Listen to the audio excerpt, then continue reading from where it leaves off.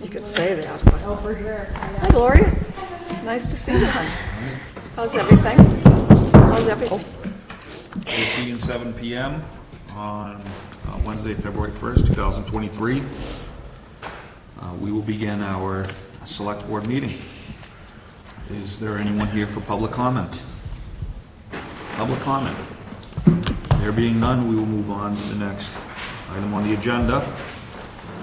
Review of meeting minutes for November 30th, 2022, December 14th, 2022, January 4th, 2023, and January 11th, 2023. Mr. Chair, I move that we approve the minutes for November 30th, 2022, November 30th, 2022, both regular session and executive session, 2 executive sessions there. The first one was for Oxford Court parking lot lease, the second one's for union collective bargaining. Also December 14th, 2022, January 4th, 2023, and January 11th, 2023. I will second. Second. Any discussion? There being none, all in favor? Aye. Next item, Gloria Parkinson from the Rauscher Farm Management Committee is here about the Community Foundation of North Central Mass Climate Resilience Grant. Good evening. Hello. Good evening. If you could just introduce yourself. They just hang out there and you're good.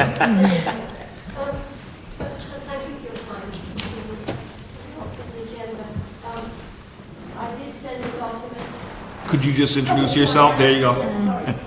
Gloria Parkinson, Clinton, and a member of the Rauscher Farm Management Subcommittee. Thank you. I sent a document via Mike that was sent electronically. I have hard copies here if anyone would require one. Would anyone like one of those? Sure. Nope. Okay. I will have one. Okay. Yeah. I've got more too. I've got updates on this.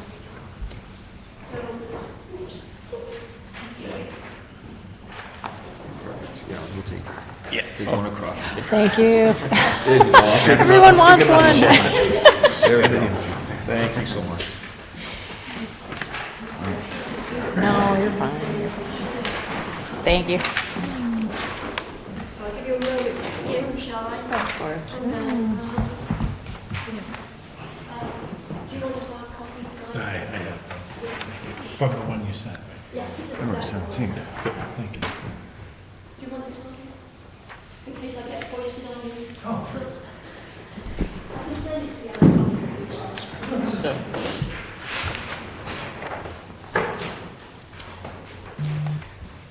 All right, very good. So give me the nod when you've skimmed, and then I'm going to give you some updates. All right, we're Okay. ready when you are. Late breaking news here.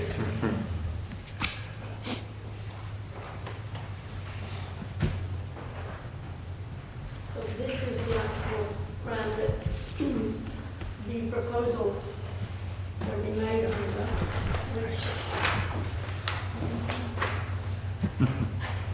Oh, I should be protecting trees. Thanks. Mike, you don't. I don't. Thank you. And there's more. Okay, let me make sure I got the right bundle here. It's up front. Thank you. So, I'll talk you through all this in it. This is the late breaking news today. Okay. Right, which is when I contacted the program coordinator. Having Thank you.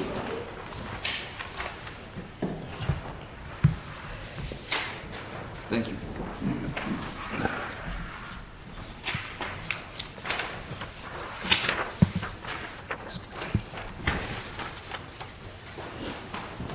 Thanks.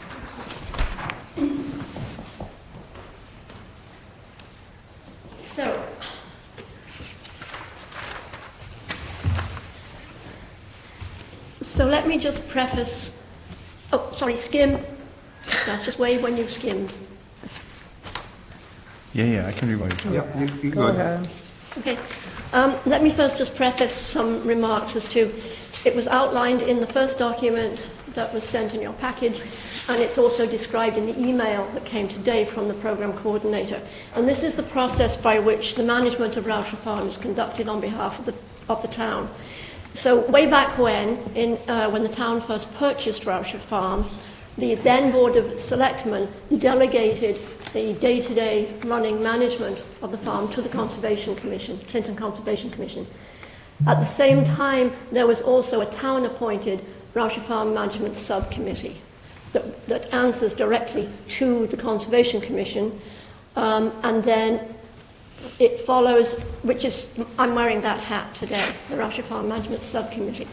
The Rousher Farm Management Subcommittee meets monthly, follows open meeting laws, there are agenda and minutes in this building.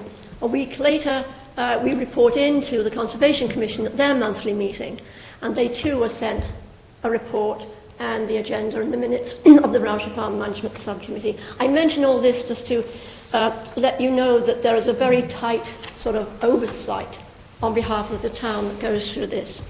Another, just a general point I'd like to share with you is that anything that is done on Rousher Farm is done after research and consultation with subject matter experts of that particular matter. So, and then the same thing, the worker bees, the Rousher Farm Management Subcommittee, does the legwork, reports on that, that goes up to the Conservation Commission, they discuss it, and it's the Conservation Commission that authorises whether to go ahead. Okay, so far. Okay. Now, this is an interesting situation. This is, and I found out about it on Thursday, which is why they only released it a couple of days before. So this is from an info session, and then following up from that info session, the email that you've got in front of you at this point. First of all, I wasn't sure that the town, because they say non-profit, and I wasn't sure that, even though the town is a non-profit, whether it would still be eligible to go for this grant. Or the amount of the grant, they typically give between $2,000 and $10,000. So based on that, the Rousher Farm Management Subcommittee is proposing to go for $10,000. So based on that, then I found out, okay, so the town was eligible. So then I whizzed off the thing to you over the weekend, and then I downloaded the application, which is an online application only. And that's when I began to get sort of befuddled, is probably the better sense of the word, because under the organizational information, it all seemed to be that the organizational information they're requesting was on the assumption that the organization was the entity asking for the grant, which typically is the town. But then when I looked at what they were asking for, it was wanting to know annual operating budget, how many full-time or equivalent paid staff do you employ? And I began to think we've got an apples and oranges, a potential apple and oranges situation. Hence the email that I sent this morning that I've just shared with you.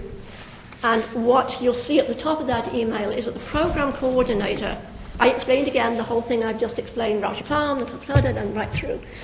And she said in that email to have the town be the fiscal sponsor, but the actual application to go out, well, she says the Rousher Farm Management Subcommittee, you might wish to, because I don't know if the conservation can or not. I mean, I'm sort of out of my depth here, right? I've done this before, straightforward for Rousher Farm, when it just went plonk, plonk, and then it went to Mike, because it was in hard copy, and there was weeks and months to do this. And then Mike would take it to the selectmen, and they would sign off on it. So that I know.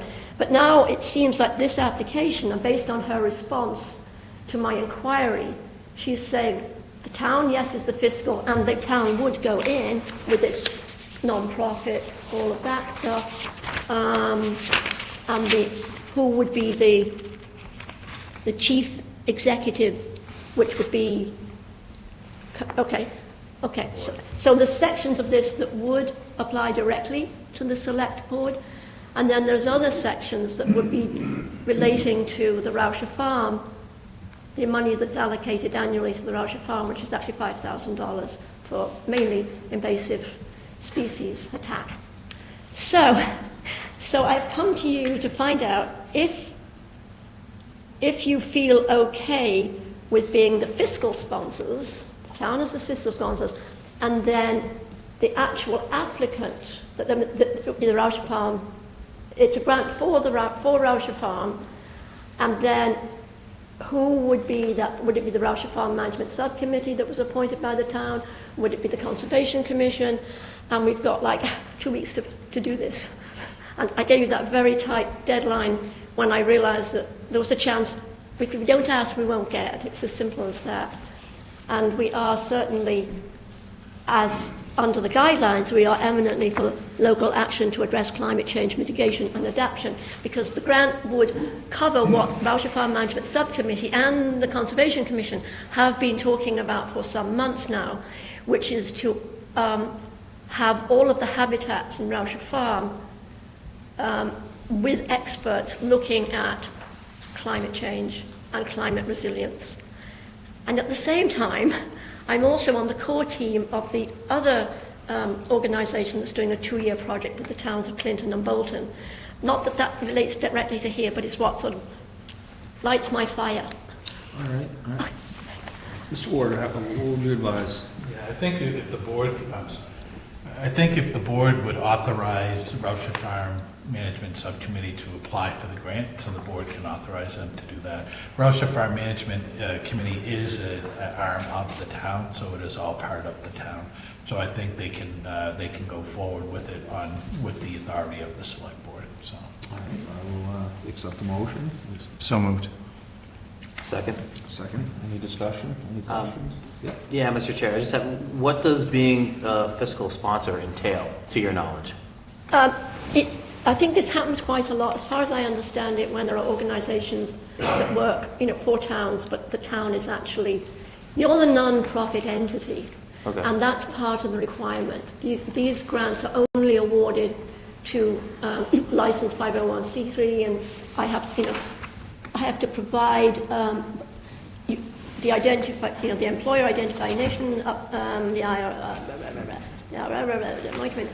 just get in there. The stuff that I have to get the documents, presumably from the town accountant, or maybe Phil has them, all the non-profit stuff for the town. But I have to provide, that's your responsibility. You are the non-profit entity, but you are therefore sponsoring this particular project as a non-profit entity. Very good. that's fine. Mr. Chair, is there a match? No. Okay. No, I have Free told money. you that It's my already. favorite kind. It's a do or die, and we'll know in April. Okay, And then if we don't get it, it is competitive, okay? great. Every grant is competitive. But we will know in April, I think around April the 10th, and at that point, the Rauscher Farm Management Subcommittee and the Conservation Commission will start scurrying around to find, because we've gone as far as we can go without having experts in to write reports. Oh, and there's also an educational, community awareness Right. part of this too. Very good. All in favor? Aye. Aye. Oh, thank you. Very good, thank you. All I Good have luck. to do is write a successful grant, No, right? yeah, thank you for all Thank you your very work much, doing this, everybody. appreciate it. And if you haven't already, I know you're immensely busy, but on that document I sent out to you on the Rauscher Farm website, which is linked to the town's website, on rauscherfarm.org, you'll see something called About Rauscher Farm. Takes you to a 16-slide PowerPoint presentation of Rauscher Farm today. Okay. Very good. And Thank Mr. you. Chair, just to clarify that the grant is being put in on behalf of the town through the Rauscher Farm Management Subcommittee, not Yeah, I through will- the I will- Rauscher Farm Trust. No, no. Very good. I'm dead. No, it's coming to the town. The money Right. comes to the town. Right. And what I will have to do, and I'm sure they will get hold of me if they're not clear Right. about it. So when we get to that, when we say, I'll make sure that Sure, we it's... can work with you. on Yeah, that. yeah, We can right. work with you on that. Yeah, because Now, does that mean I don't have to come back to you on the 15th of February? Right. If I'm working with Mike? Right. Because The board that's, has given the authority to apply for the grant, so. Okay, so and we've then- already given that approval. I will be presenting a draft next Wednesday to the Roger Farm Management Subcommittee of this. We'll make whatever we need to do a week later, because this is the first opportunity the Conservation Commission meets the following, the 15th, 2 days before the deadline. And then, in the meantime, if I can work with Mike between, after the Roger Farm Management Subcommittee meeting has input, if I then work with you, Mike, show you that draft, right? Right. And you can look at, How about we have you two connect Yeah. Sure. after? okay, Yeah, you've already got the authorization, and then you can work with Okay, Mr. Ward thank you. after. Excellent. Thank you. Thank you so much. thank you, everybody. Very good. Next on the agenda, we have Community and Economic Development Director, Mr. Duffy. Good evening, everyone. Good evening. Here with you on two matters, one of which is purely procedural. First item on the agenda is your acceptance of our update to our hazard mitigation plan. Very briefly, I think we've actually had discussions about this before. The hazard mitigation plan is a creature of FEMA. It is a plan that identifies our community assets and liabilities and exposure to natural hazards. We completed this plan and submitted it to MEMA in November. They requested a few comments and revisions, which were completed by our consultant, returned to MEMA. They approved it, forwarded it to FEMA, and they have approved it. But this plan does not become official until your board votes to accept the final plan, at which time the town is eligible to apply for any non-disaster FEMA grant, including like the AFG or the paper grants that go to firefighters. It will be good for 5 years, and we'll revisit it in 2027. So I would ask a motion to accept this, the plan as approved by FEMA, and I would request that after the meeting you visit Mike's office, and there's an attestation form that has been prepared by a consultant. We'll forward that to the state, and at that point our plan will be official. Very good. So just looking at the mitigation plan, it says that now there be it resolved that the Select Board Town of Clinton do hereby accept and approve the Town of Clinton 2022 Hazard Mitigation Plan. Yes. 2022, not 2020. It was submitted to the state in November of 2022, so I'm That's what it assuming is. that that's the operative language. Perfect. Yeah. All right. Mr. Chair, I move that we approve the 2022 FEMA Hazard Mitigation Plan for the town of Clinton. I'll second. Any discussion or questions? I'd like to thank everybody who took part in this. I was at some meetings, and it's a very comprehensive process. There's a lot that goes into it as far as anticipating every possible thing that could go wrong. So I appreciate everyone's time for coming out and making this happen. Thank you, Sean. We were fortunate to have been guided by a good consultant. I was very impressed by the work that Horsey Wilton did, and the chief in particular, their input was vital, and hopefully this will be something that is useful to the public safety departments moving forward. Very good. All in favor? Mr. Chair, just one quick question, just how long is this in place then for? When would For that 5 be years. expired? So whether that's 5 years from submittal or 5 years from acceptance, I'm not sure, but sometime in 2026, we'll pick this up again. Sometime in 2026, somebody in this chair and somebody in your chair will pick this up. All right, very good. Thank you. All in favor? Aye. Aye. Thank Okay. you so much. Thank you. All right. Second matter Yep. is preliminary discussion of potential projects for our 2023 Community Development Block Grant application. You're probably all familiar with the Community Development Block Grant. This is a program that we have utilized repeatedly. We apply competitively. In the past, we've been very successful, and we're contemplating projects for an application due March 3rd. So I'm coming to you today. I'm going to review the guidance. I may be setting up a public hearing for you at your next meeting to discuss the same. But I want to discuss some of the projects that we are contemplating. We're trying to find the right match and fit for community projects and the requirements of the program. We're currently looking closely at 3 potential projects for inclusion in an application. The first of these would be an infrastructure project. And it would be effectively to complete pedestrian improvements in our downtown target area. You may recall in 2015, we designated about 112 acres in downtown as a slum and blight target area. And on the basis of that designation, we have received literally millions of dollars in funding that we have put into public infrastructure in the downtown. We use those funds to do Nelson Street. We use those funds to do Walnut Street. We use those funds to fund about $110,000, I think was the number of, maybe it was $150,000 of the design for High Street and Church Street. We've been very successful in bringing money into downtown infrastructure, both with CDBG, but also with MassWorks, with Complete Streets funds, with legislative earmarks, with negotiated settlements with the owners, with the lessors of the Oxford Court lot, and other funding, and town funds, of course. And as far as the pedestrian environment goes, we've almost completed all the improvements that can be made on the public ways. So what I'm contemplating is a project that would seek funding to do the last of those segments of sidewalks. And I focus on sidewalks because some of the roads that are remaining to be done would not be very attractive to the Community Development Block Grant Program. For instance, Prospect Street, which is in dire need of sidewalks and lighting, would not be attractive because we rated the street as good. We had paved it a few years before. School Street, which could use paving and sidewalks and lighting, would not be attractive because it doesn't have a lot of residents living on it. So we'd be applying for funding to do lighting where appropriate, sidewalks and curbing where we previously designated curbing as poor, on School Street, on Prospect Street from High Street up to Walnut Street, on the segment of Walnut Street between Union Street and Church Street, on segments of Union Street, both at the top by the police station, and south between the end of the Nelson Street project and Dunkin' Donuts, and potentially Mechanic Street. I have to revisit. We characterize some of those components as poor, but to be honest, I have to go back and see if they actually pass that smell test. I'll work with Chris McGowan on this. We won't be bringing in the engineering firm that we normally bring in. This is a little different project. We can probably handle the budgeting in-house, prepare a existing conditions report. My guess preliminarily is that the number will probably be between $400,000 and $500,000, but that's a preliminary guess.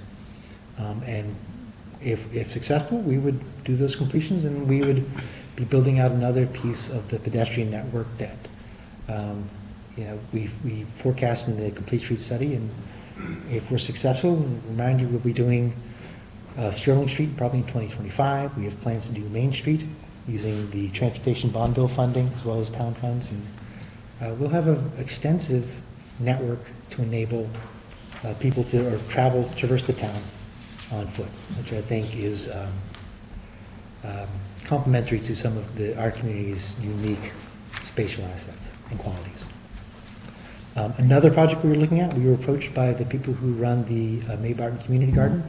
As you all know, that lot has been sold and is being contemplated for different use.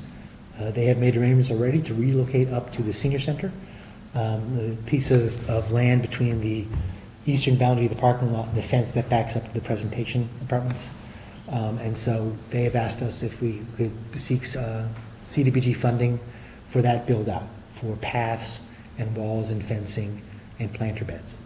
If we're able to pursue that, they won't be ready for this growing year, but it will be a thing where we'll be able to reestablish an ongoing community asset that's moving up to the senior center and help that out. There's still some work to be done to determine the eligibility of the project, given the way the garden functions now, but that's a project of probably $50,000 to $60,000.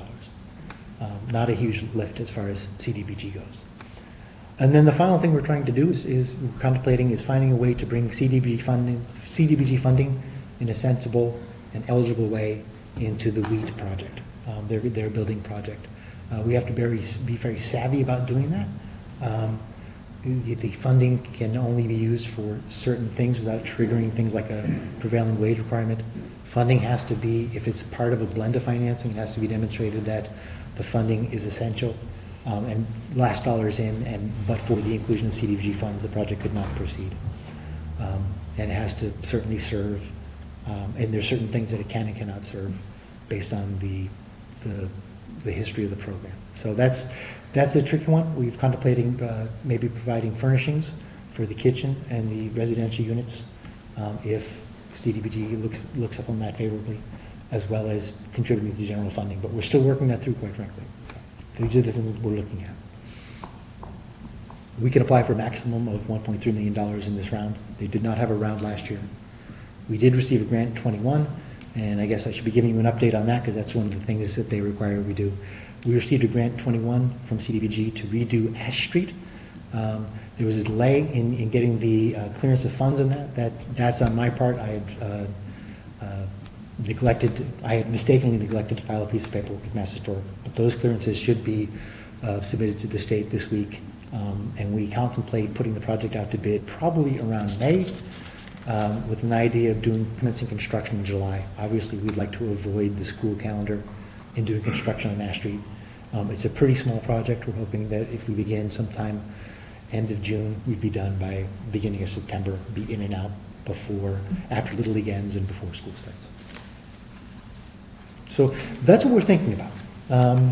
I have a handout which I can hand out to you, which kind of outlines what the eligible uses of CDBG funds are. If we come back, I can hand it to you now if we want to talk about other ideas and other programs. We have used the money in the past for many activities, from senior center construction to planning to, we ran social services with those funds, and we've done housing rehab in many years. We're not contemplating any of those activities this year. We're contemplating the three that we've discussed. So any feedback, any thoughts, any ideas, any thoughts, anything to talk about? Just one thing, as far as the curbing, is there any, is Chestnut Street on the radar? No, and I was hoping it would be. I did not include Chestnut Street in our target area. I stopped just short of it. Honestly, I was thinking about this today. If I had known that we'd be successful as we have been over 7 years, I would have extended it further, but that wasn't where our head was years ago. So it's not unfortunately, it's not part of the target area and isn't eligible for this funding, because I would love to do, say, from the Armory up to Union Street. Yeah, I mean, even Or the even further sidewalk down, Further but down. from green Yeah. up, Yeah. you know? Our target area is good until 2025. We can amend it. We just don't have time to take a say down Nashua Street, to extend the boundaries of the existing target area. That's something we could contemplate for next year, but to be honest, it's a lot of legwork doing those surveys. If you've seen the target area study, it's about this thick. Yeah, But that's something we can contemplate for future years. very good. We've also, for instance, to that, we've also contemplated extending it, which would be much more ambitious, into the East Street neighborhood for the same reason. To be honest, the East Street project, the streets are so long, East Street, Forest Street, that they would probably take up more than 1 year's funding at this point to do a street path. Yeah. Mr. Chair? Sure. Mr. Duffy, did you say that we won't be having a independent consultant monitoring some of these jobs? No, in the past, what we have done is that when we apply for each of these streets, is that we've hired an engineer to do a full set of bid documents, as well as to do a documentation of existing conditions. Because it's a sidewalk project, it seems like a little bit of overkill to bring in somebody to survey everything to do just the sidewalk design, when most sidewalk projects are just normal repair. Okay. The projects we've done have included things like lighting, have included things like drainage. Mm-hmm. That they tend to be more complex, but these are largely on the order of repairs for most of the projects.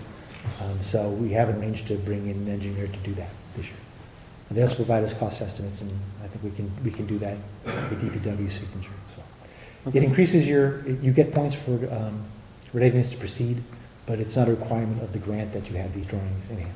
It's something we've done in the past, but given that it's kind of a scattershot project, Right. we're taking a different approach. Just in general, my mindset is moving forward, I'd really, for any construction project that we take, I'd really like to see an independent consultant, independent of the company that's doing the construction, Yeah. and independent of, not a town employee, it's just somebody that we would hire that would just be dedicated to monitoring these projects and looking out for the... Oh, there is monitoring during construction. It's just for the preparation of the application. We haven't done that work upfront. And that monitoring will be done from somebody that's not from the company doing the work? Yeah. Okay. Yeah. No, that's very common. So just Okay. when we do a construction project, Yep. we actually, because of the federal requirements, we actually have to re-procure. So we We brought in GCG Associates to do this design work, which we submit in the application. But part of the application, the project, is that we hire a resident engineer during the project to oversee construction. We actually have to re-procure for that. Okay, As a separate procurement to hire the resident engineer. okay, that was my only question, thank you. Any other questions? I'm good. Okay. I should say one final thing on CDBG before I leave is in the past, we've done a lot of housing rehab, and that has been a very popular program. The last few years, it's been a very difficult program to run. We find that the program limits on project cost are overly constraining, and we've had difficulty attracting good contractors to the program, with the result of we've had unhappy customers. And additionally, it's an exhaustively intensive vetting and administrative process for that program. There's fewer contractors, consultants who do it, quite frankly. So I look forward to doing that again because I appreciate the benefit that many people derive from it. But right now, it's just it's untenable to run it. You can't get people to run it. You can't get people to do. We have trouble finding people to do the work, and the budgets are too small to actually address all the conditions that they're intended to address. That's been our experience over the last 2 cycles. I'm sorry, Mr. Chair, what is that in reference to you're talking about? Housing rehab. Okay. Which is a program that the town has done for decades. Right, But yep, we're taking an interval until everything's okay. okay. Very good. Okay, Thank you. great, thank you. Thank you. All right, so next we have the ARPA Task Force departmental presentations, starting with Board of Health.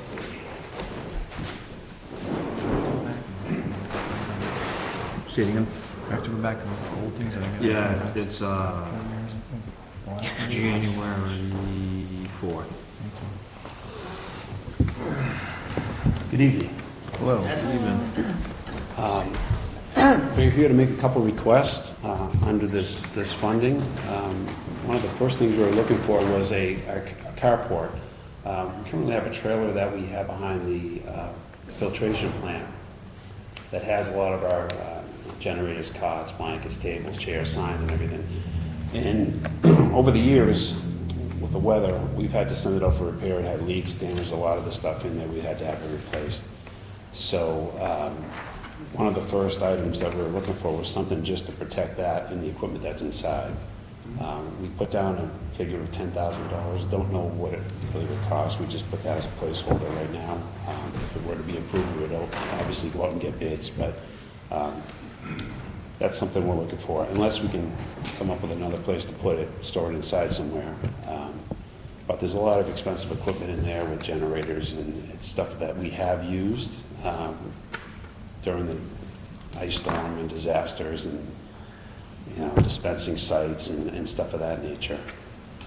So we just want to make sure that we have nowhere to put it here, so that's Where would why it go? we're looking for it. Same place? Excuse me? Where would you put it? Right Same there, I place? guess, yeah. Is there a possibility of SEMA, would SEMA have the space at this time to house it? This time they don't. At this time they This do, time they do not. do not. How big is a trailer? It's about the size of a construction trailer. It's It's what, 12 feet long? It's packed, it's loaded, it's heavy. So what about there's a carport next to SEMA right now, right, that I think SEMA has a trailer in?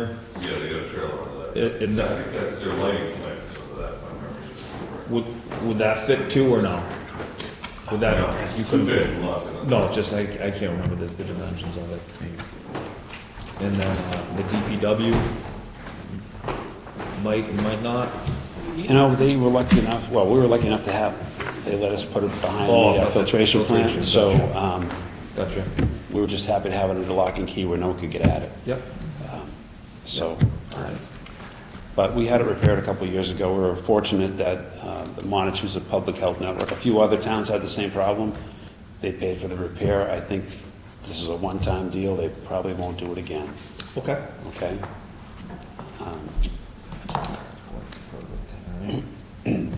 The second request we had was for a vehicle. Two reasons.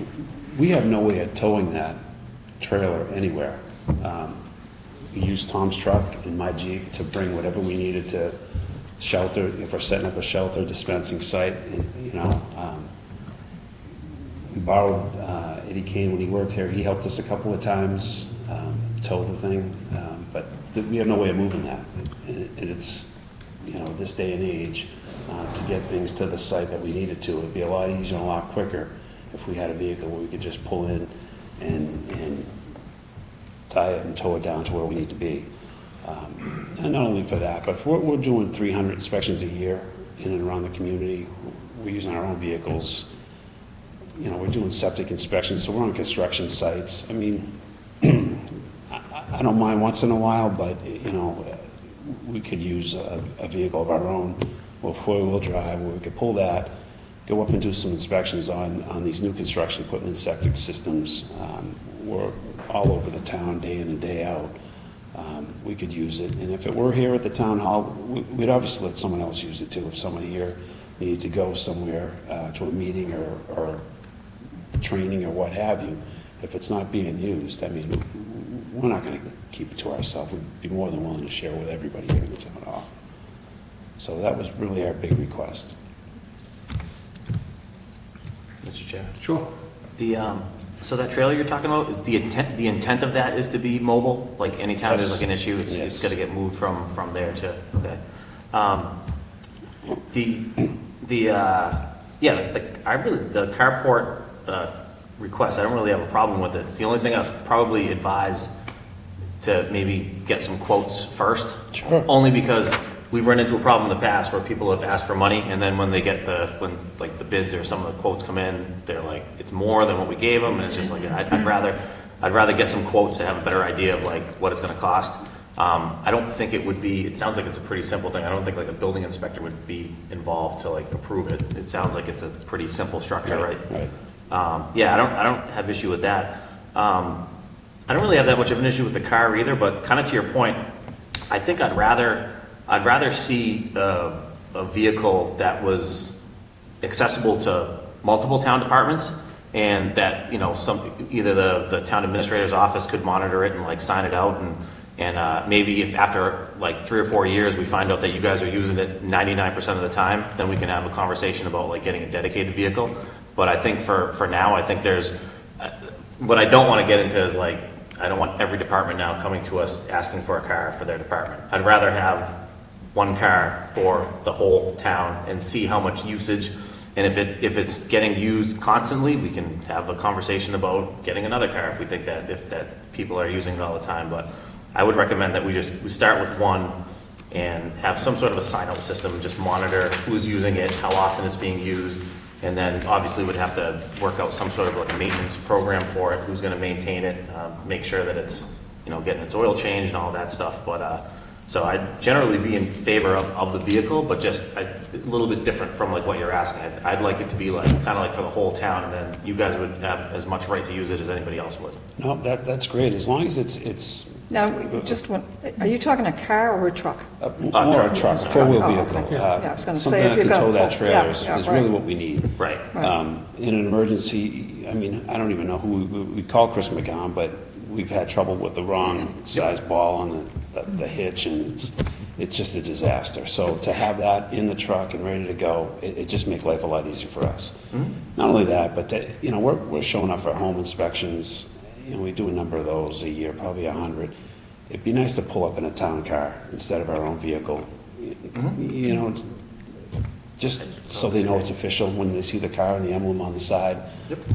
It you know, gives you a little bit more credibility when you show up, because we don't have IDs.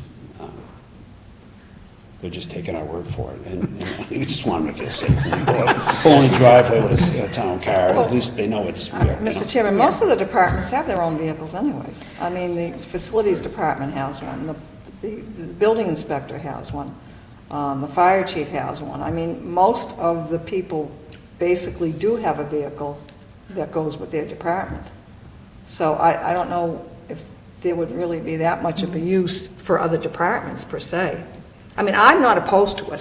Absolutely. I just want to tell you, I am in favor of it. Well, thank you. I think that's one department. Your department doesn't really get the credit that you deserve, because I think it's an important department, and you do Well, a thank you. fantastic job. I think Tommy and John and Alice and your nurse, Lorraine, do a fabulous job, and they were there for the town during the pandemic, and I think you should be congratulated for the jobs that you do. Well, thank you. Thank you.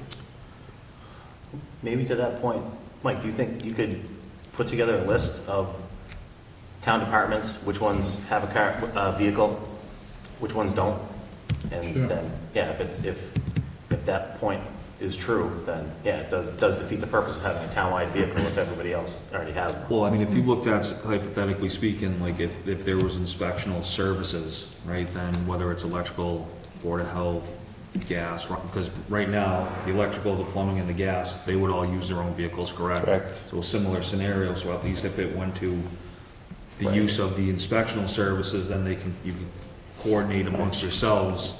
But even as far as, towing the trailer, I mean, when that trailer has to come out, there's usually an issue, right, for the. Yeah. So is there something that, like SEMA and the Board of Health could kind of work out on that, where the SEMA vehicles could help tow that? Because then that just opens up more flexibility for an inspectional services vehicle. Like maybe you can have a smaller SUV that's four-wheel drive versus needing a four-wheel drive pickup truck to be doing, home inspections per se, right? And then to have that dependability of, if it needs to be moved, SEMA's SUV four-wheel drive truck is available, and that can be moved without having to go to, the DPW or their own vehicles, right? Which we shouldn't put you in that position to have to do that. But at least if we could coordinate that, then having an inspectional vehicle, gives us some flexibility on options, Sure. especially with the cost of fuel at this point. Yeah, exactly. You would want, you don't want to like kind of pigeonhole ourselves into getting a big hulking vehicle just because we need to tow that, when if 95% of the time it's just being used to like drive around town and like go to different appointments and stuff like that. So that's a pretty good point. But yeah, I mean, I don't want to speak for the board, but I think in general we're open to the idea. I think we just need to kind of like tweak exactly how it would work. Sure. Yeah, I mean, it's part of the mitigation plan. If it needs to be pulled, then it should be very simple for you to get exactly what you need to do in a quick amount of time, and, not have to worry about trailer hitches, Exactly. And then, I agree with you, I'm in support of it. All right, great. Okay. Thank you. Thanks, guys. Thank you. Next up, Fire Chief and SEMA.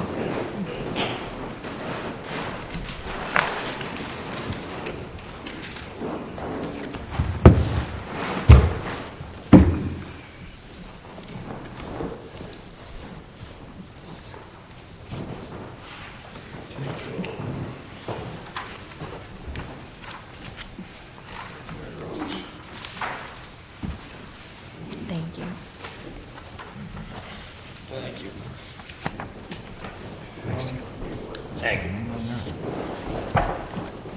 So basically tonight, I think we should probably start with just kind of that Clinton Emergency Management Agency for the ARPA funds.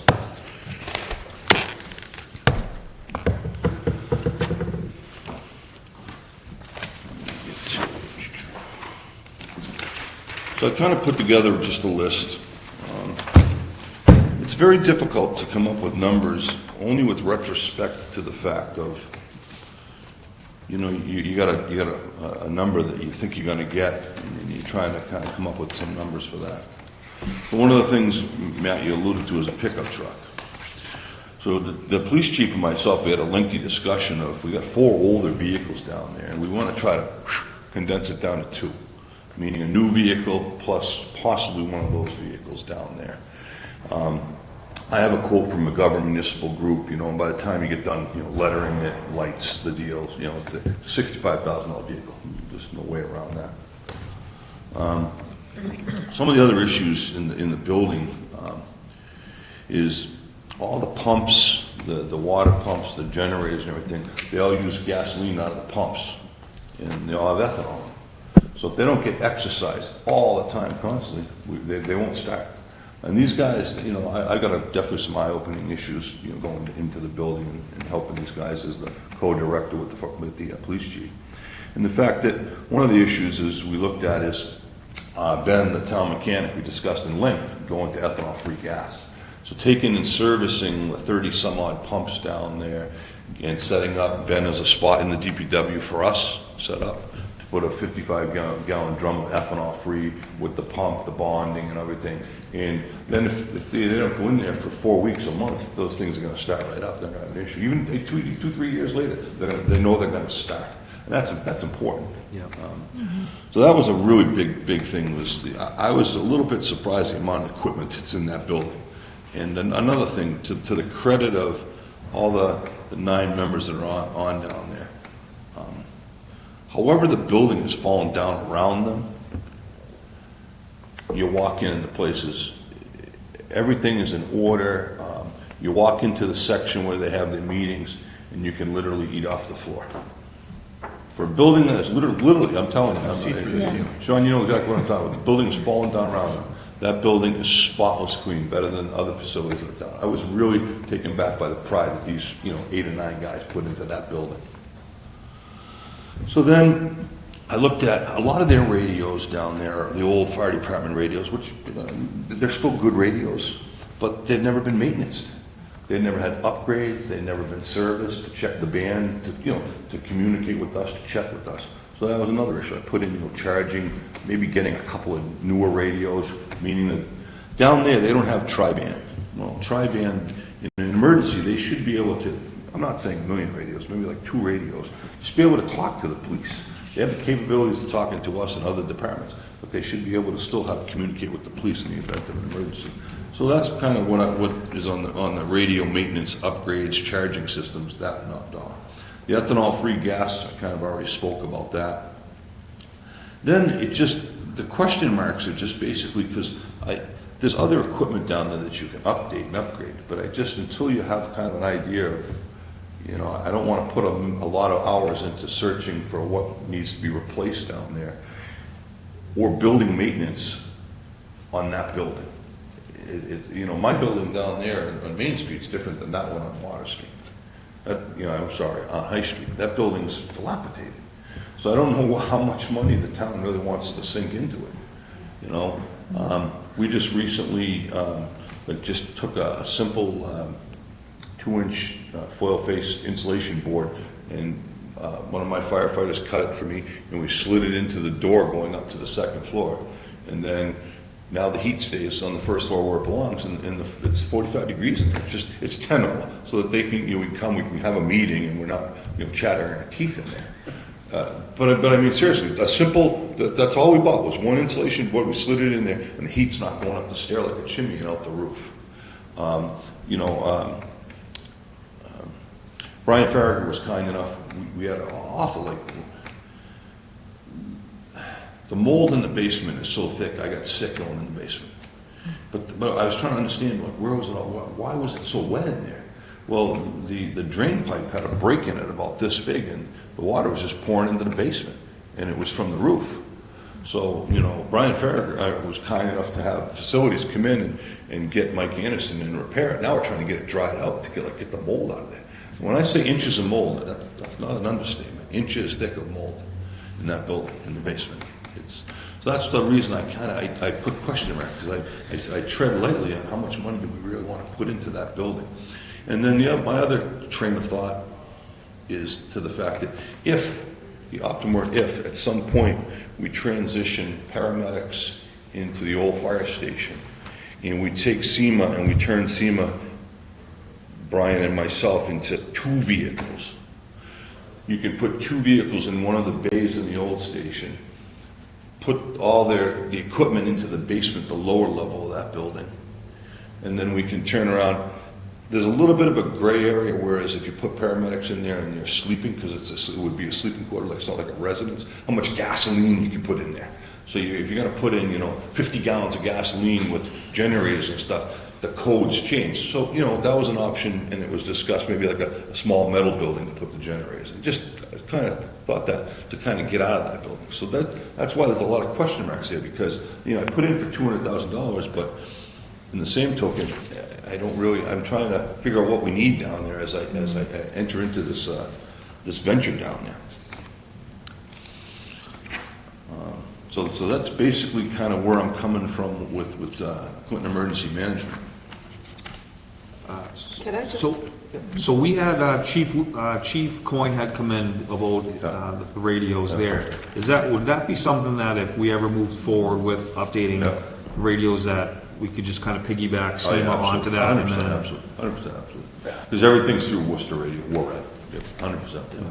That was my same point too, because the, 100%. you know, when we asked him to, is there, because what I don't want to have is, you guys ask for money for an upgraded system, them ask for money for an upgraded system, and then like they're, you know, I would rather it be like the same system between both of you guys. It's the same system, Okay. same company, same system, same everything. You got it. Yeah.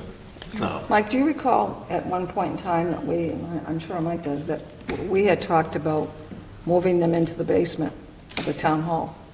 Do you remember that? Mary Rose, I'm not going to say I remember that. Oh, okay. Well, we That's did at one I'm one, not gonna we say did I at one remember. time. We were doing, at one time, the town wanted to close that building yeah. because of the condition Yeah, of the building. yeah. And we walked through that building, and to my knowledge, I don't think there is adequate plumbing in that place even There's to no this day. facilities. There's Yeah. no facilities. And I'm just wondering, from the feasibility standpoint, that, like you said, I mean, it would cost so much money Oh, to bring yeah. that building up, Right. that I wonder if it would be even feasible today to find space in the basement, which I know at the time that we felt that there was adequate space for them. The problem is with all the gasoline, you wouldn't be able to put that amount. No, I know you could, what do you mean, All the gasoline? generators, the pumps, all the equipment that's down Yeah, there. but you could still probably store those things down there, but not be physically, using the place. Oh, down there? Right. Yeah, I got you. Yeah, I'm just, like I said. I'm just saying when they're No, I meeting and understand. stuff like that, and if, I just think in the future, and like I said, when I say the old fire station, I use that as an example, even it was discussed, like, taking that building completely down and just putting like a metal building, like a 3-bay metal building in there with an office and their equipment in there, consolidate it. And I'm not saying that that's a cheap fix by any means, I'm just saying, you gotta kind of think of it down the road, what we're gonna do down there. Because I agree 100%, that building, let's say I'm a big man and I walked on the second floor and I thought I was gonna be in the basement. You don't want to be up there. Well, when you look at the space for just equipment-wide in town. Yep. There's a lot of equipment that's stored outside. Yeah. Which, it's just not good for the equipment. So Yeah. whether, facilities doesn't have, they don't have enough room up at the field house to store all their equipment up there. So you're spending a lot of money on equipment that sits outside all day long, and it's to no fault of anybody Yeah. because there's no space. And then to find that the Board of Health has a trailer being stored up at the filtration plant, and to have this equipment stored down here in a building that's dilapidated, I think there's definitely a bigger issue to address, just outside of the Board of Health, just outside of the SEMA, because, it's a significant cost to the taxpayer. Definitely. I think putting our heads together to find an alternative. Correct.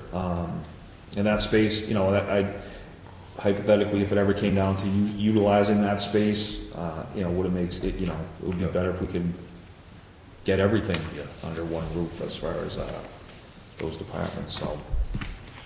I don't know, Mr. Chair, if there is an issue about meeting space, I mean, certainly they're welcome. Well, it's not really they're meeting welcome to space, it's meet just here. storage, storage for the amount of equipment that they have down there. There's a lot, like I said, there's a lot of equipment in that building. Between the pumps and, there's, I think 36 to 40 different gasoline-driven pumps and generators. Then there's rows of electric fans. There's a lot of equipment in there. And I'll tell you, it's nice and neat road and organized, and they got a nice job down there. Do they still all the cots in there too, Mike? Mary Rose, there's some of that stuff upstairs, but when a lot of the water damage happened, I think a lot of stuff got damaged. There is some there, yes, but Well, I know some of those went back to 40s, those cots. Oh, yeah, I mean, yes, those, I mean, yeah. some of the stuff that was I mean, stored the down there. upstairs still needs a lot of cleaning out, like, just junk. And I think what the Board of Health had put on one of their things, right, I think they included cots. Yes, and yeah. We newer- had costs through a MEMA grant last year, I think. We got a pump and generator and some costs, Yeah. so. So even though there is a building, the stuff was getting ruined in the building. Yeah. Well, that's the thing, like just an example of what Matt said, like I was over at the DPW today, I talked to Ben about one of my piece of apparatus, and there was a facilities, one of their tractors in there. He said, yeah, this has to stay outside, it doesn't have a room indoors, and that kind of took me back, a beautiful John Deere tractor for facilities sitting outside all the time, and it already had electric problems because of the, just getting so much water in it, so. Not even a cover over the top of it? No, that's what I'm saying. Probably look at- When he said that, I kind of, Well, no, I know well, where he's coming the from. tractor, it has a cab, right? It has a That cab, has a but- cab, has it's a just cab. the whole vehicle. The whole vehicle Yeah. has to Yeah. sit outside. No, I know, but like to Chief Lutz's point, it's getting like rained on, snowed on. Like, Yeah, that's The it. equipment, Yeah, I mean, it's I was a little on bit the taken outside, back by it, that's all, because it's a beautiful piece of equipment. I just was shocked to see that when he responded to me, it sits outside. I was just, well, okay. Yeah. I mean, you drive by, the field house up at the Yeah. football field. Oh, yeah, no, I know. It's another great John Deere up there. I Yeah. mean, their equipment that they use to remove snow sits outside in the snow, right? And it's, I think, I definitely see that as being a And storage plus. is, let's say, difficult. Yeah. When you go to the DPW, they got a big building, well, boy, they got a lot of equipment. Yeah. They got a lot of equipment. Mr. Chair. Sure. Just one question, Mike. So the condition of the building, not to get too far Yeah. off topic, though, Yeah. but to your knowledge, or anyway, is that like on the radar to get looked at to see if this is something we should be investing in to fix up? Basically, Or? the way it was explained to me was when Richard Brown was the director, which was a long time ago. So the roof pitches to the center, and there's a roof drain, and it had a leak. It leaked for 10 years and rotted the center of the building, from the roof to the basement, right out. Sweet. Then there was donations made by several contractors in the town of Clinton that went in and did an impressive job of shoring it up. So it's got, posts, and it's really, it shored up very impressed. But that just basically just supports it from the roof line all the way to the basement, just on shoring. And there's spots that you can put your hand right through the wall. All right. I mean, I'm just wondering if it's worth asking Mike to ask the facilities department to do kind of a deeper dive into that building. And if he has to look at hiring a company to come out and take a look and just give us an opinion on, is it worth investing money in to get it back up to a safer state? Or is it just, is their recommendation to just move on and try to find another location? But I don't think we can keep, when I hear things like the building's falling down and there's 2 inches of mold in the basement, it just makes me feel like we got some problems at that building. Okay, and I'm also curious, just this other topic of the vehicles just being exposed to the elements. I don't really know enough about vehicle maintenance to know how detrimental that is, but maybe that could be another thing we can ask the facilities department on. Should we be investing in some type of even a temporary shelter for some of these vehicles that are getting outside? I mean, is it return on investment? Where it's, if it's going to cost $1,000 for some sort of a fancy carport, and we think that over time should save degradation of the vehicle. So if you don't mind, Mike, if you could just talk to the facilities department, and as long as no one else on the board objects, and just hit them up on those two things. Short-term solution, I think, Yeah. I mean, when you look at the metal buildings that they're putting up around town, I have to imagine that you'd be looking at an equal amount to put into the existing SEMA building as probably what it would cost to construct a building that would house everything. Yeah, yeah, so I guess that's the larger question. Do we have a storage problem right now in town? I mean, it seems like anecdotally the answer is yes, but I don't know if anyone's really taken a real look at the big picture. Yeah. Very good. Certainly take an inventory of where is everything being stored and what the space needs would be. And Mr. Chair, just one last, Mike, if you wouldn't mind Sure. With your, since we are talking about SEMA, with the really cold temperatures coming up. Yeah. And I don't mean to put you on the spot, Yeah, yeah, but the it's weather's kind of like, you know, Yeah, kind of yeah. comes up, we don't have control Yeah. over it. In your opinion, should we be doing anything should we like be providing an available shelter to people because of the really cold weather in case they like have we heating are. problems? Okay. We are. So if anything happens and somebody comes forward that they need help. Okay. The Parks and Recreation Building is one of our emergency shelters. Okay. With a generator but the answer is yes. If something happens, we have the availability. And that building is one of our priority ones because of the generator. Perfect. And who would, if somebody was, you know, say somebody's heat goes down, worst case scenario, Friday afternoon, they're nervous, like who would they reach out to, who would they contact? They're probably going to reach out to, if they're elderly, they're going to reach out to the Council on Aging. Yeah. And if not, they're going to reach out to dispatch, which is the fire department. Okay. We've helped many people through that. Okay, thank you. All right, thank you, Mr. Chair. We can plug that at the end too. Okay. Just so we can Sure. make people aware. Yep. All right, let's move over to the Clinton Fire and EMS. So obviously, the first thing on the list, so I spoke to Chief Herbert in Sterling, because he just completely ran a paramedic fly car.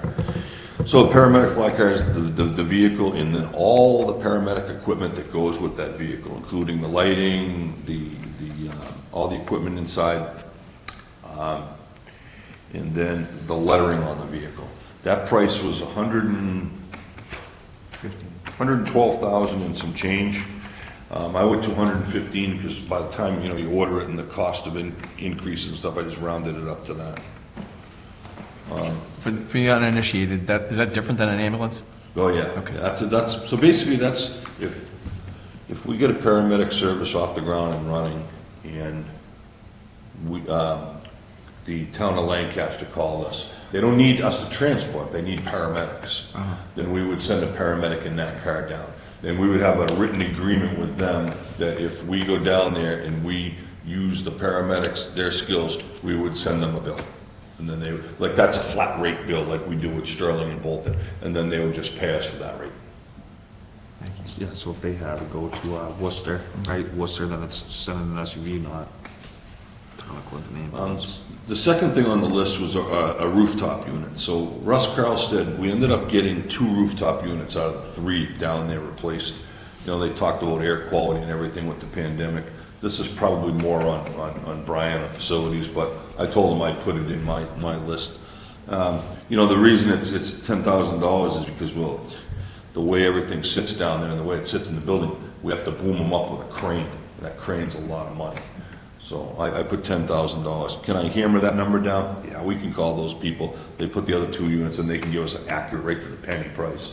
But I just put down $10,000 as an estimate. So then you're going to say, oh my God, where does the fire chief come up with premium pay for the firefighters during the pandemic at that number? So my firefighters, your firefighters,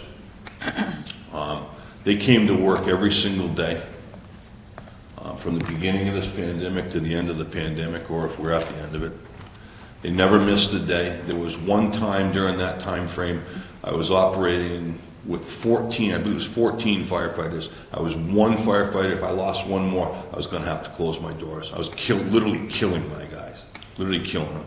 I was on a call with Dr. John Broach, our medical control director. I says, Doc, I'm done. I have to close my doors. I'm going to kill my firefighters. And then the next day, one of my guys came back. And then another day, one of my firefighters came back. And then finally, we started to see relief. Now because my guys were coming into work, and they would stay there for 2 to 3 days at a time, not go home. We're literally killing our people. They didn't have an option of going virtual. They had no option. You either work, that's what it boiled down. Then you say, what do you come up with? And it's $5,000 a guy. I'll tell you where the number comes from. And why'd I allude to that? I did some little bit of research in the town of Rutland, which is a larger landmass than Clinton, substantially. But they only have 2/3 of the amount of population of the town of Clinton. So I don't know exactly their call base of what they do up there, but they gave their fire and EMS $4,000 into every fire and EMS person. Then they stepped it down to a little lower for the police, because the police had to still go, but they didn't have the COVID contact with the, then they stepped it down a little more for dispatch and that.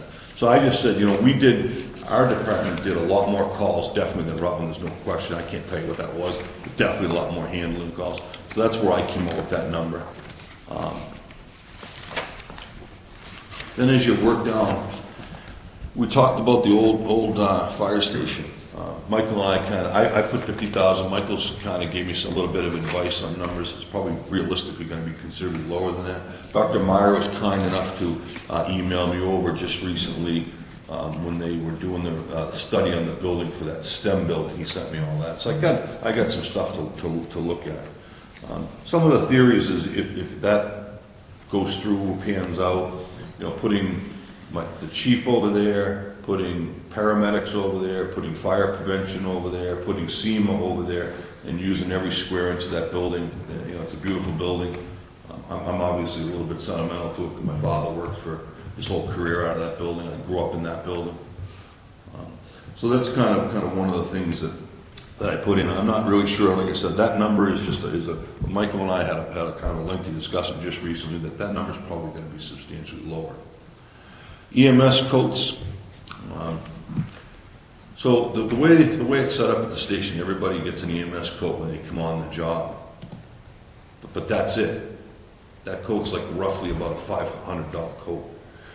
So your turnout gear, for your firefighting, it's written into the contract that as you go along, there's a kind of a process of replacing your gear to stay compliant with the NFPA. But the EMS coats, they buy it for you once, and then that's it. It's not, the town is not obligated to buy another one. So it's kind of difficult for people to pony out $500 out of your pocket, especially when your clothing allowance is only $750 for the year. So my thought was, with this money, is buy everybody EMS coats, new coats that are going to meet all the standards of the reflective for working on the streets and everything. And then if a guy's only got 5 years on the job and he's got two good ones, if he goes out on a call and gets all bloodied up, he's not going to, in the middle of the winter, have to worry about that. He can throw it in the washing machine downstairs, open up his locker, take his other jacket out. So my theory was it's a good way to turn around and make things safe for the guys on the EMS side of it. I mean, for the coats, why wouldn't we just kind of work that into the budget annually? I'm not saying we can't. I'm not saying we can't. I'm just saying, in this money here is a one-time deal. If not, we can do that. The second set of turnout gear is a substantial price, but a lot of municipalities did that, and that's due to the fact of the high rate of cancer in the fire service. And now they really don't want you, if you go to a fire, they don't want you to put that gear back on. So most departments, almost all departments, have two sets of gear. So you have two sets of gear. Same thing. Now let me tell you, we got state-of-the-art cleaning equipment in our building, but it takes a while to get it clean. So if you have a fire here and you're on for 24 hours, if you have a second set of gear, we're talking about, jacket, pants, second set of gloves and hood. Your helmets, you just got to wipe that off and go back to work. Same thing probably with your boots. But when you start to look at a jacket at $1,500 plus just the coat, and then you start to look at the pants in the $1,200 to $1,300 range, depending on what you buy. And believe me, we have good equipment. But so I just figured now's a really good time. We have this allotment of money to turn around and buy every firefighter down there a second set of gear to be able to make it a little bit safer, to keep it cleaner all the time with the situation with the PFAS and all the cancers that are out there. Mr. Chair. Chief, is there any challenge with storing all of that extra gear? No. Okay. And the reason being was, what happened was, they ended up turning around and they bought some lockers. We bought lockers through a grant. And the lockers somehow, something wasn't right with them. So they came in and they said, we're going to give you all new ones, but we don't want the other ones back. We said, well, can you set them up in the basement? So in the entire basement on that back wall, everybody has a second locker. So not that you can't get two sets of gear in an upstairs locker, but however, each guy has two lockers. So the question is, there's no problem storing that amount of equipment. Thank you. And then this one here, I mean, I was just, as I was going through my list, replacement windows on the station. I'm not 100% sure on this, and Michael, you and Mary Rose, you should be able to remember, definitely the three of us. Once upon a time, Chief Hart's career, when I was there was an article on the warrant for roof and windows at the fire station. We received the roof. I know that.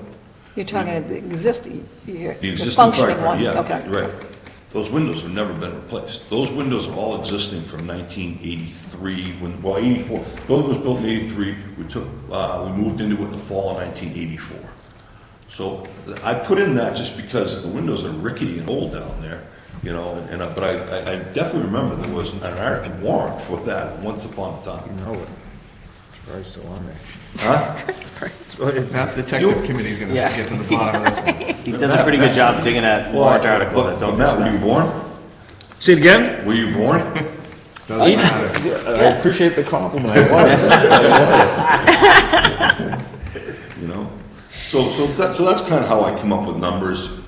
As far as the paramedic flag carrying, yes, you know, I have all the estimates from Sterling. Premium pay, I told you where I come up with that. Michael and I kind of discussed that, so that number I would definitely think is high for the 50,000.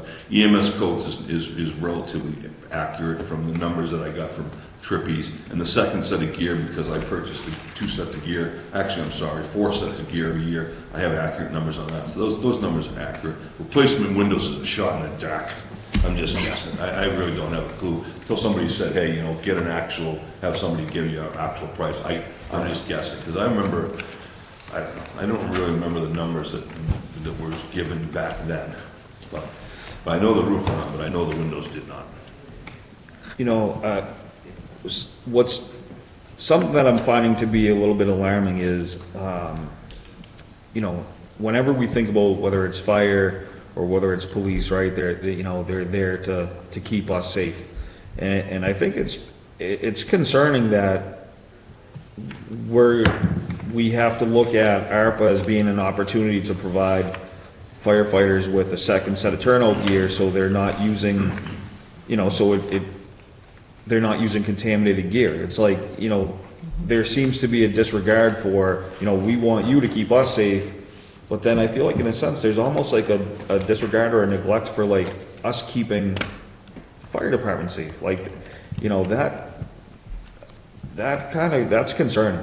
You know, that's concerning, because I think, you know, ultimately you know, it really is on the taxpayer's responsibility to make sure that the people that are there to, you know, in a time of need, have everything they need to do their job safely, right? Just like they want us to be able to go home safely, you know, it should go the other way as well, right? And I mean, as far as cleaning the gear goes, we've made great strides in that. I mean, like the washer and the extractors, and we just received another grant, just like, I don't even know, maybe a week ago, I actually got it in the mail signed for a dryer that actually they're gonna come down and get organized to wire in place that'll dry 6 sets of gear. So basically 6 sets of gear in one shift. So you can't wash 6 sets of gear, but at least you have the capability of, once they're washed, get it and dry.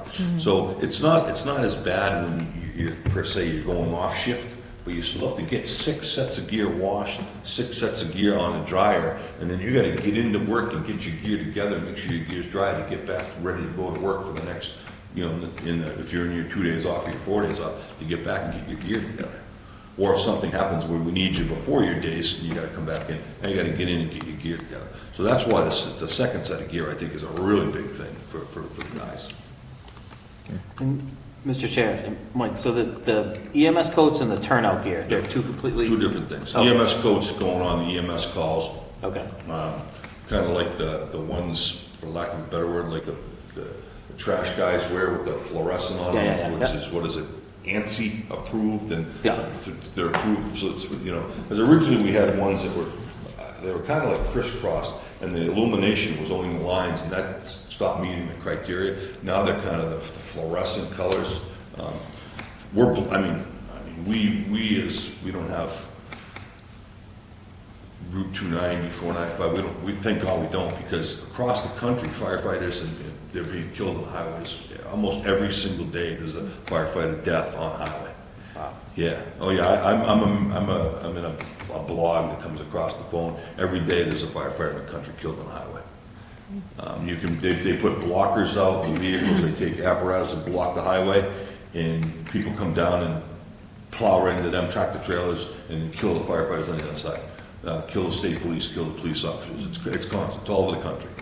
So this has been an ongoing thing of visibility, but thank God we don't, like I said, I'm not complaining that we don't have a highway, trust me. Yeah. And just one more question Yeah. on the paramedic fly car with Okay, equipment, yeah. and forgive me if you have already Yeah. answered this, but does the usage of that have any play into if we end up going into ALS? Yeah. Like if we, Oh, yeah, absolutely. So if we go into ALS, it'll get used more? It's going to be used every single day of the week. Okay, so it's not like anything, if we go to ALS now, all of a sudden like that, it becomes like obsolete or something? Nope, nope, Okay, nope.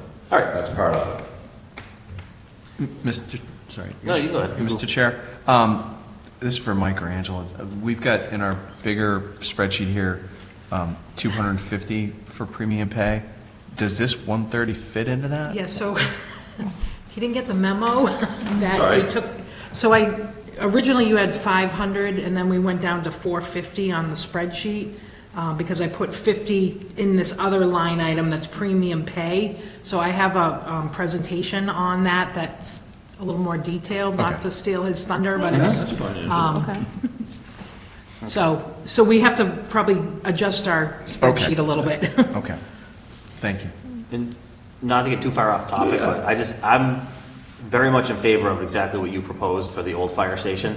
Because in my opinion, that thing's been sitting there since it's been closed, really, right? It's, the schools haven't done anything with it. We've had it now for about a year. And in my opinion, if we can't justify renovating that for the fire department, we might as well just knock it down, because I don't think anyone's going to be able to use it for anything. Because, if we don't have the kind of like political will to transform that building into something usable for the fire department, I just don't see what other use we would have. I mean, we talked about it on the STEM Center, but then the money came back, and it was like, bottom line, it was like, I think 4 million just to get it renovated up to any kind of a use, and I think it just, kind of scared a lot of people on the school committee, and I don't disagree, because they have bigger, they're going through trying to renovate or possibly build a new middle school, so they don't want to have they don't want to be coming year after year with request after request, but I'm in favor of the ALS, and I'm in favor of renovating that building for some type of usage. And I know it's a discussion for another time, but I'm happy to hear that you kind of have a game plan, or at least a proposal for the use of that building. Very good. Any other questions or discussion? No, just that, and, I mean, it's just my opinion. I think, I'm looking more at a long-range plan. And I think the long-range plan is that I think we should be looking at a parcel of property in this town that we should be looking to purchase. And I think we should do some, in the future, like Berlin did, combine your police and fire, put your dispatchers, put everybody in one facility. So we're not having a police department and a fire department and now another department, another building to house other people. I think it just makes more sense for a long-range plan, a future for the town, not, short-sighted that this is where we're going to put these guys for right now. I think the perfect plan, which was vocalized in conversations, exactly what you said, is the Priest Grounds, dispatch in the middle, police, fire, and a 4-bay building in the back of the property for SEMA. Have a nice day. I think it's a big number, but I know I've had that conversation. I know that conversation where you're alluding to, I've had that with multiple people, and it's a beautiful piece of property. Well, I know that the people in town honestly have, they're really positive about that concept. Yeah. I think we do have a problem with putting, I know that when Parks and Rec were told that they couldn't put their vehicles in the old fire station, we had to find a building for them to put their lawnmowers and their truck, and it cost the town thousands of dollars because we had no place to house them. So this has been a problem for a long time. It's not just happening now. No. But I think the town should be looking at a long-range program, not something just as a quick fix, for the building down on Water Street. Excuse me, not on I know what High you're talking Street. about, High Street, yep. High Street. I mean, that's been in existence for years when we tried to, at one point, take it back at town meeting. Yep. Yeah, so. Very good. All right, thank you so much. Thank you, Chief. Thank you, Chief. Thank you. Next up, the spreadsheet, right, is that? Yes, The spreadsheet. that does not include Rutland on it. I did a different survey. So I'm just going to give my little disclaimer that my conversation about premium pay from ARPA funds is not to say one department's more essential than another. It's just to give you an overview of what's allowed and then have, you know, you guys point us in a direction where you want it to go. So this part of the ARPA program is to pay workers who performed essential services during the pandemic. Most people, when they hear this rule, they'll think of the police, fire, DPW, trash collections, custodians, workers who kept the community running during the height of the pandemic. The state of Massachusetts was in a state of emergency from March 20, 2020 to June 15th, 2021, and that's the time frame that most people, if they are using this rule, will apply it to whoever was working during that time frame. When looking at the rule of essential workers, it can also mean school nutrition, lunch programs, social services, maintenance, disinfection of buildings. There's a whole long list of who would qualify. So the town needs to decide if this is something you want to pursue. The ARPA task force received a request for this, and so we did put it in as a separate placeholder, separate from any department. So you will see it as $250,000. So this is for what we figured was police, fire, DPW, facilities, school lunch workers, and health department. It could be expanded beyond that if you wanted to, but there are very few towns that did that. And we estimated this would be about 125 employees if you used all of those departments. So the spreadsheet is people that responded to a survey that the Mass Municipal Association did. So I gave you that. I just listed most of the towns in this area that did respond. There are a few towns like Rutland, Sterling, Gardner, they didn't respond, so I can reach out to them and try to see if they did apply it and how much. So just to highlight some, Ashby paid full-time police and firefighters $2,500. Boylston paid fire department employees who ran their COVID testing site. There was 4 of them. They paid them $1,400. The town of Franklin actually paid all of their essential workers, DPW, fire, police, their library was still open. There were some others, $3,000. Northbridge paid their police and fire. They did not respond to how much. So the ones that did respond on the MMA website, I just did a quick tally of everyone that responded, how much they paid, and then I did an average. It was an average of $2,000 per person. So you'll see that on the sheet, who in this area did it. So I guess we need to know, is this something you want to do? Do you want, what more details do you want? I will say that the survey didn't get into how they gave them the money. Like some people did $1,500 one year. They're giving those employees $1,500 another year. Some just did it as a lump sum. None of them did it as like an hourly wage or anything. It was like if you worked during the pandemic from this date to this date, you were eligible. You do have to be an employee to get it, so it's not for volunteers. If you've left the town, you're no longer an employee, you would not be eligible, so it's only people that are still working for the town. And it would be considered pay, so it would, you know, go in their paychecks if you did decide to do this. Very good. Any questions? Mr. Chair? Sure. Is there any way to tell if that average, I guess, I'm answering my own question here, if they're covering more than one category, we're just going to pay everybody the Most same? of, what do you mean category, like department or? Like lunch people versus firefighters versus police? Yeah, the ones that did respond did put down, most of them were police and fire, to be Yeah. honest with you. There were a few that did DPW, there were very few that did everybody, but the majority were police and fire. And like, so Franklin, everybody got They did 3,000? it for everybody. Okay, thank Yep. you. But the list that I have is pretty much the towns that are in north central Yeah. Mass. Mr. Chair? Sure.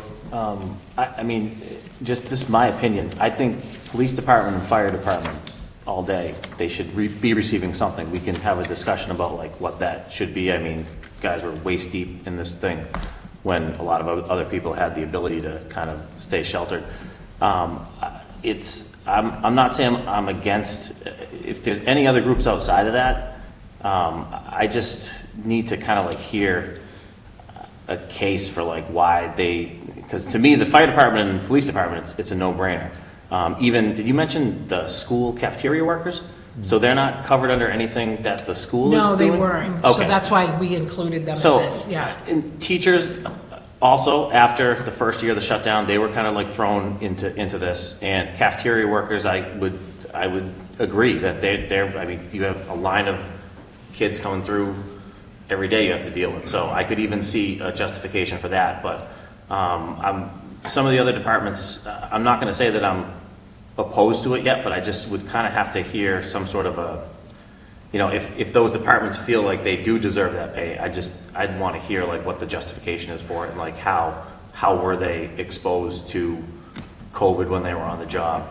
Because I know that these guys were, and I just have question marks about some of the other departments, that's Yeah, all. I think too, like the DPW with collecting trash in the beginning when you didn't know, you know, COVID was on the surface, it's in your, you know, you're throwing stuff away, they're touching it, the bag rips. I mean, I think there's that justification, but I get, you know, you'd want some more information on that.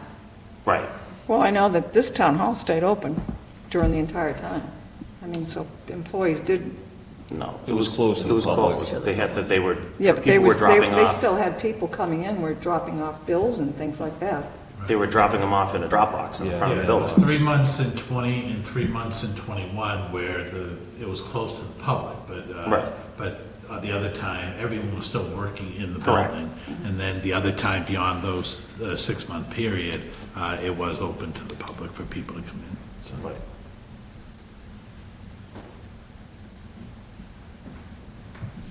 Yeah, I don't disagree with you, that rationale. Angela, you said 125 employees? That was for police, fire, school lunch, Okay. DPW, facilities, and health. So it was just a rough number. And facilities I could also see, because they're part of the custodial services at the school, so they were Right. exposed to a lot of people early on in this too. So that's my only criteria. I just want to make sure if, I do think some people do deserve some extra compensation because they were putting themselves at risk. I just want to ensure that the money that we do hand out is to groups that were really exposed to like a lot of people and had dangerous working conditions, that's all. You know, and there were also modified schedules for some departments as well, you know, that. Correct. They were working, whether it was half days or 1 week on, 1 week off, and they were being paid full compensation through that time. Correct. You know, with the cafeteria workers, outside of, when school was back in session, they were making lunches every day and handing out lunches to the public every day, even through the height of the pandemic. So there Right. was, you know, there were pickups down at the schools, there were cafeteria workers that were going to drop spots around town, so it was, their reach was beyond just when school was in session.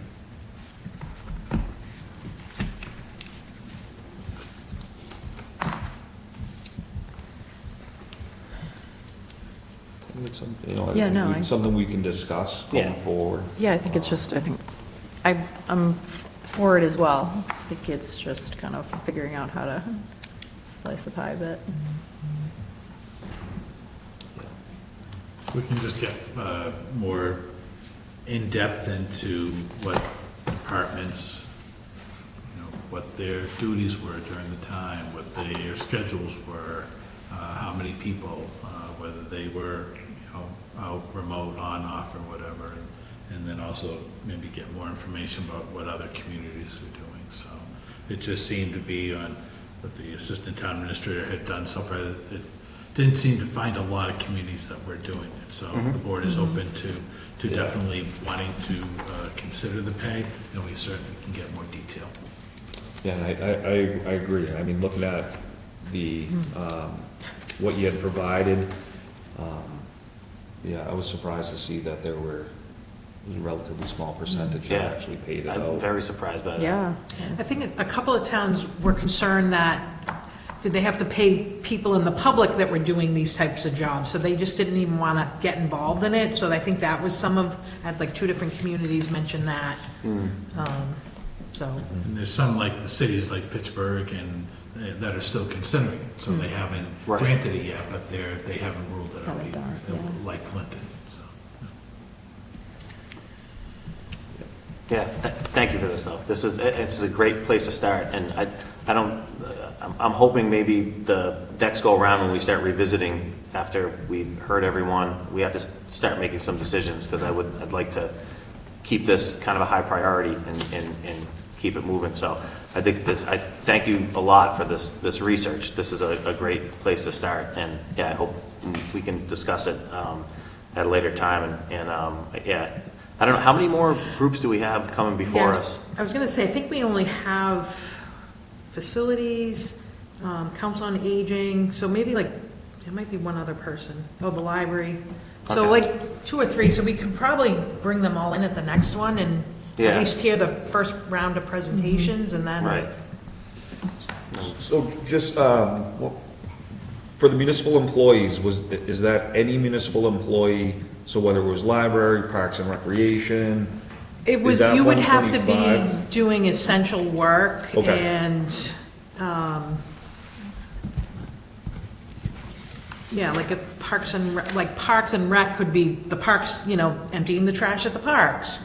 More people are outside, so they're also, doing that. If the library was open and they're meeting customers or residents, that's when you where would, yeah. The if you were library to was closed during that time, I believe, for the most part, right? I think they, For a lot of it, yeah. So I just was wondering if that was Yeah, like I said, there's factored only into the a few 125. towns that did, anyone that was considered essential worked again, you had to work in person. So, Yeah, so I think the goal was just to get some feedback from the board, Yeah. that if you're open to it and you want us to explore more, then Angel could go forward with more in-depth work. So if it was something that you weren't looking to consider, then we know we can move on to other things. So if it is, then we'll definitely, get more If you want to detail. take a straw vote, I'm in favor of Yes. looking at it. Yeah. Yes, I would be in Same. favor of looking at it. Yeah. Yep. great. Good, thank you. Thank you. All right, so moving on, administrative business, there was none. Let's see. All the new business, winter overnight parking ban policy, just based on seeing a couple emails that were going back and forth about the policy that was in place and just what was communicated, having served on the snow removal subcommittee, I did reach out to Mr. Kerrigan about kind of revisiting the policy as a whole. It's something that I think we've talked about. There hasn't been any changes. I know that the superintendent DPW, he provided insight from their perspective. Chief Coyne provided from their perspective. Mr. Kerrigan provided some, and Mr. Duffy provided some insight. So I think really we need to come together, I think while it's still fresh, and really hammer something out that's functional and works for everybody. And, one of the things that I had suggested possibly, for consideration was instead of having a 4-month winter ban, maybe we could look at doing, if the majority of our snowstorms are happening between January and February, maybe we could kind of look at maybe doing a parking ban around the clock during that time, and then, you know, any storms received outside of that, we would just deal with, but I don't think it's where it needs to be quite yet. So just so I understand, like you're talking about like reverting back to the old, just like the parking ban for a period of time during the year? Yes. Okay, Yeah, but not November to right.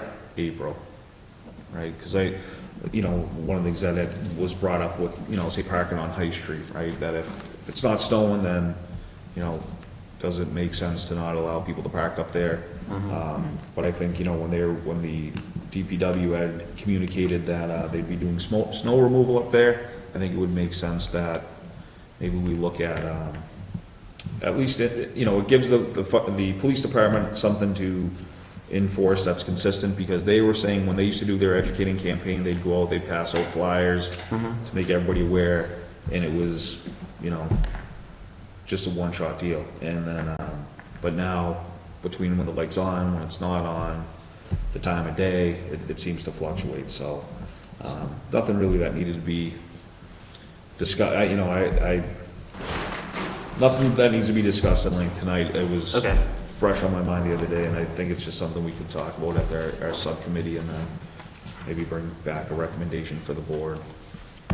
And just so I understand, is the police department saying that, in their opinion, like people are not adhering to the existing snow? No. Parking ban? No, they didn't say, that wasn't said. Okay. It was just meant from the enforcement standpoint, it's easier, it was more effective to communicate that there's no parking between this day and this day, Yeah, and then. than it is to say when the blinking blue light's on. Exactly, yeah. Okay. Exactly, yeah. So, that's, we can kick that down. Any committee reports? Nothing to report other than I dropped the ball and didn't schedule the government affairs meeting, but I will be doing that shortly, specifically to start the discussion about a town-wide donation policy that we will craft and then bring before the select board to review. Very good. Any other? Just on the committee, I think we were going to do a town hall need committee, so, I mean, I don't know when you're available. Absolutely. So, I mean, I'd like to get into that as soon as possible, Sounds good. so Yeah, cable meeting, right? that's the date. Yes, Mr. Chair, we had a cable meeting. A couple of members weren't able to make it, so we didn't take any votes, but Mark was able to update us on some encouraging plans for working with the school, and we still have a couple staffing question marks, but he's moving forward, and hopefully we'll have a more complete report at a future meeting. Excellent. Under community announcements, the 2023 annual town census. State law requires that a census form be filled out and sent back each year for every household in Clinton. The census forms have been mailed out, and they should be back within 10 days to the town clerk's office, even if no changes are necessary. If you have any questions, please contact the town clerk's office at 978-365-4119 or visit the town website. Any other plugs? If you No. could- What was, oh yeah, there you go. That- No. Yeah, and I'm still, so, like, will that building be like available, or is it like they wait until somebody calls to say that they need assistance and then they open the building, or? Oh, okay. And if somebody calls at like like after 6 o'clock at night, who? They'll go right to dispatch. Okay. They'll look for the fire department. Okay. Anybody that's in that position is looking for help. Okay, so. Help comes to us, and then if it's that type of help, we'll get a hold of the SEMA people ourselves. Perfect. And we'll get it opened up. Okay, thank you. What's the business line for the dispatch? Is it 4111? Yeah, 411, yeah. 365-4111. Yeah. Okay, so we can say that if somebody's heat conks out and they're in the middle of this negative 40-degree wind chill night, that call the dispatch, and we'll do our best to try to make sure that you stay warm. Yep, so they can call 978-365-4119 4111, and they can request assistance from fire or PD as well as SEMA. Would it be overkill to do one of those phone blasts out just to inform everyone of that, or would that be, do you think that's too much? Yeah, well, it's easy enough to do, yeah. I think it's a good thing to do. Okay, all right. 45 degrees below zero wind chill. Yeah. A really good thing to do. All Check right. on your neighbors. Yeah. Okay, Yeah. if, unless anyone else objects, do you mind doing that, Mike? Okay. I was just going to suggest for some of these community announcements, can we look at putting them on the website and social media as they come in, if they're appropriate for that? As This well one's as already our- on, this one is on the website. The Yeah, the census one? Yeah, Oh, okay, I don't see it, but. it's on the town clerk's page. Yeah. Can we push that out on social media too? I guess I was looking under news and announcements for the census, but. So just while we're talking about the warm-up, you know, any tips on, for do's and don'ts, right? Because I know we talked about carbon monoxide. Sometimes people will use Well, that's the different thing. devices. Still, people are gonna try to, just keep things, if you've got electric heaters, try to keep things away from the electric heaters. Be cautious how many things you plug into each plug, stuff like that. It's good advice to try not to use your oven and your stovetop for heat, because if you're using that for heat, then there's another issue. If something's wrong with your primary heating system, try to stay away from using your oven and your stovetop, as a supplement for heat. Very good. Very good. So again, that number was 978-365-4111. And any support you need, there will be someone there to answer the phone. Hope it's the right number. Otherwise, some random department in the town's gonna get blown up with phone calls. If it gets too cold. Eddie, But I trust you, it's the right number. That's 100% the number. I'm just kidding, Eddie still calls. He still calls the operator. He calls the operator still. Looks in his phone book. So, all right. Under executive session, under Mass General Law, executive session, Article 3, fire union negotiations. We will be discussing. There will be a discussion relative to the paramedic structure for collective bargaining negotiations in preparation of upcoming budget hearings. We will be entering executive session. We will not be coming back to public session. Our next meeting is on February 15th, Wednesday, February 15th. I will accept roll call to enter into executive session. Ed Duvall, aye. Sean Kerrigan, aye. Julie Bruce, aye. Ray Dick, all right. Nat Kovas, aye. Thank you very much and have a great night.